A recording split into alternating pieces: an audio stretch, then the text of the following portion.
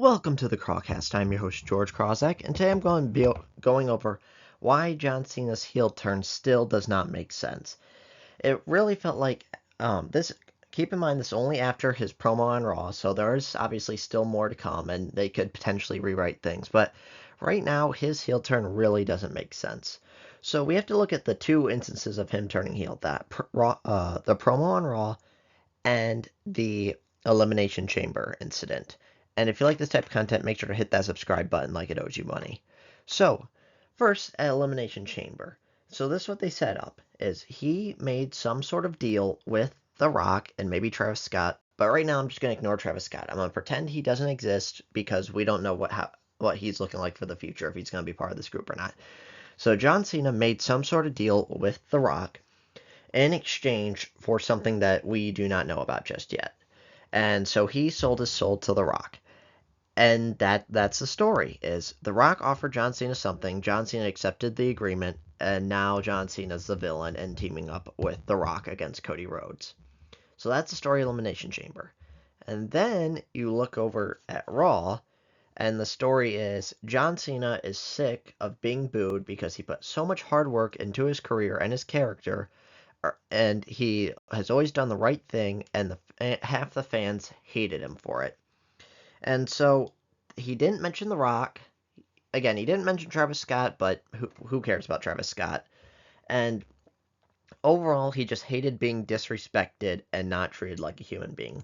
And later in this video, I'm going to demonstrate how that's not true. So this promo really didn't make sense because it felt like these were two separate people. One where it's like, okay, fans are booing John Cena and he doesn't like that. He feels disrespected, so he's turning heel.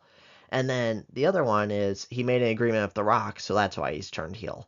Part of me thinks that maybe this wasn't the original plan because this is weird to me in the sense that hear me out. So I like the line where John Cena is like, okay, you guys want new merch, you guys want a new theme song, you guys want new gear, so you're not gonna get it.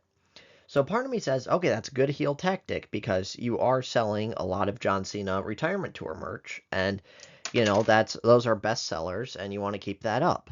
But then also part of me says, imagine how much the T-shirt would sell if there was a John Cena heel T-shirt with a new logo, new catchphrase, new gear.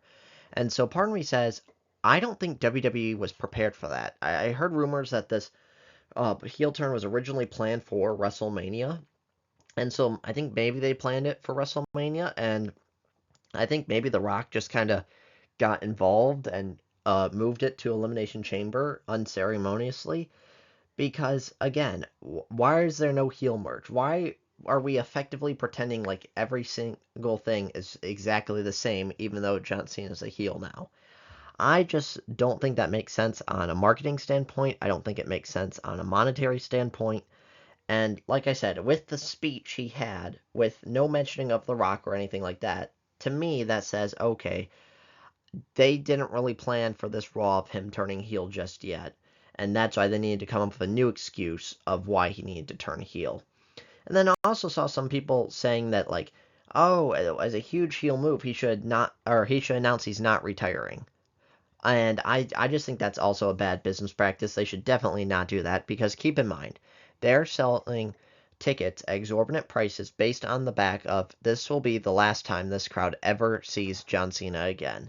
And they're selling merchandise, they're selling tickets, again, all at these exorbitant rates just because it's John Cena's final time in that particular city. So I think that's a bad move if they switch it to that route.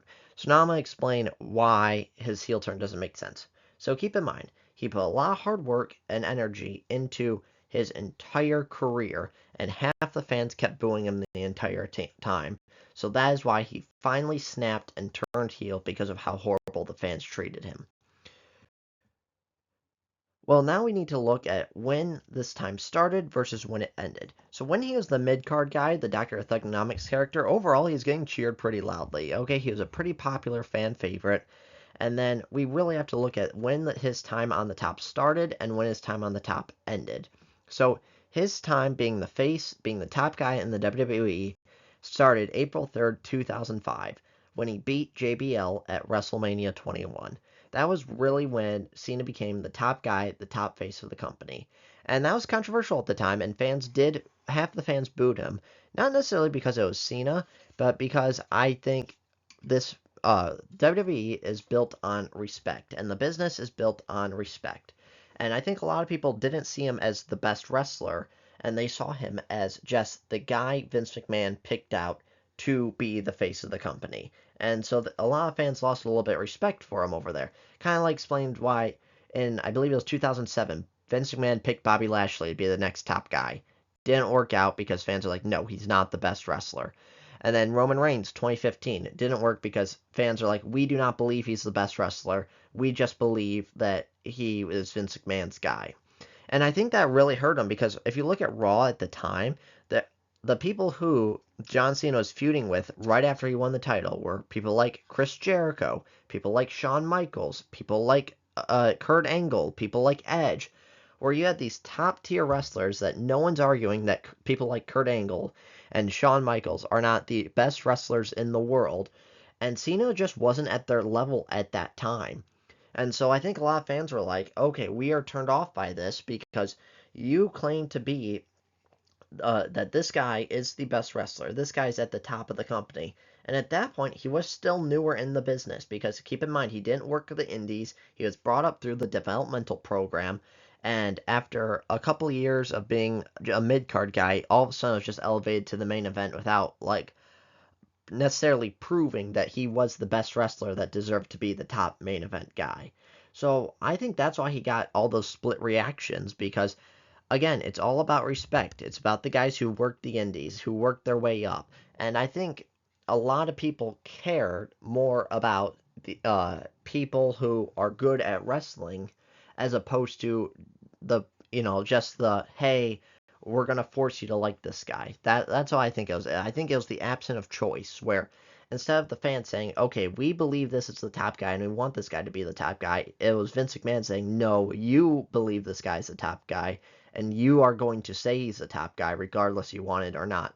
And that's why I think he got so many split reactions because, if you look at him versus Triple H and him versus Shawn Michaels, and I'd argue even him versus CM Punk. I'm not saying Cena was ever a bad wrestler, but he definitely wasn't in the upper echelon of the best in the world at that time. And so he got a lot of split reactions from April 3rd, 2005, till when I think his top run ended, August 17th, 2014, when he got beat by Brock Lesnar for the WWE World Heavyweight Championship. I think at that point is when his run at the top really ended. And then that's when everything changed for him. That's when he started his U.S. title open challenge and started having the best match on every single Raw, the best match on every single pay-per-view. When he became the face of SmackDown on the SmackDown Live era, he started having the best match. Like, I can't really explain it. It just felt like a gear shifted, and then all of a sudden, he was the best wrestler on the card all of a sudden. And then all of a sudden, fans were like, I respect you now. Now I do believe you're the best wrestler. I believe you've earned it. I think you are much better than a lot of these other guys. And that's when fans universally cheered. And then all of a sudden, after the U.S. title run, we started to transition into him being more of a part-timer. And then he got cheered because people are like, wow, we're so happy to see John Cena because we don't see him often. So now he's a specialty act.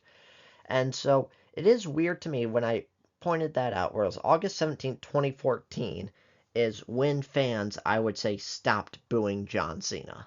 That's when I think the split reaction really ended, and fans stopped hating him. So, all of a sudden, fans stop hating him in 2014. Now we're in 2025, and that's when he's angry about being disrespected from the fans and treated horribly. That just seems weird to me, where it's like, okay, for this 9-year period, fans treated John Cena horribly, which is true. I do think a lot of fans did treat him horribly. You can argue if it was fair or not. It probably was a little bit unfair, but fans treated him bad for 9 years, and then all of a sudden, for 10 years, fans treated him really, really well. And now he's going back to saying, "Hey, remember guys when you didn't treat me well for 10 years ago? Now I'm super angry about it and turning heel." that doesn't make sense to me. Like, for example, if he turned heel in, 2011, 2012, 2013, like when it was originally planned to, and against The Rock, if he turned heel then I think a lot of people would be understanding, saying, okay, this makes sense. He's sick of being treated horribly by the fans, and so that's why he's turning. Whereas now it's like he's treated great by the fans, and he's sick that they treated him bad 10 years ago, which at that point, just get over it. Because to me, it sounds like a little bit like what they did with Bret Hart right before he left in, I believe it was 1997, where the screw job was, where Austin kept screwing Bret Hart out of title matches. He screwed him out of the Royal Rumble, which Bret Hart should have won the Royal Rumble. He screwed him out of winning the championship multiple times. He screwed him out of number one contenders matches. And then at WrestleMania 13, Bret Hart just acted like a whiny brat and interfered in the main event, and he just completely lost his cool and just kept complaining over and over again. And keep in mind, he was annoying and a heel because everyone hates people who whine and complain. But Bret Hart was correct at the time to complain. Whereas John Cena here, it seems like, okay, you had an issue that hasn't been an issue in 10 years, so there's not really justification for your complaining, it feels like.